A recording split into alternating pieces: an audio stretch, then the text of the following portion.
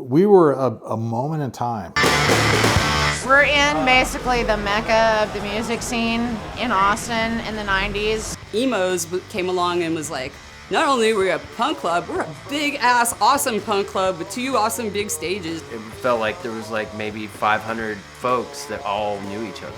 They had a bunch of artwork on the walls. One of my favorite art pieces by Frank Kozik was Betty and Wilma from the Flintstones in bondage outfits. The paintings were the start of us kind of getting on the map with TBC and the Police. It was a revolutionary place when it opened because it was so legit, but it was committed to alternative music. We didn't charge a cover charge for adults.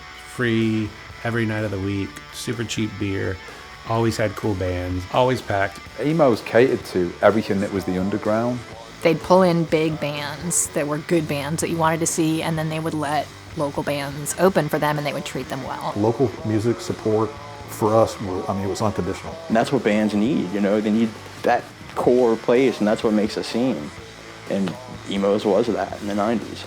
There was the Butthole Surfers, of course. There was Ed Hall. There's 16 Deluxe, Spoon. But there was also, Noodle. None of our bands sounded similar, and everyone was really experimenting with what could be done. Fuck EMO'S, it was like, what the hell is that?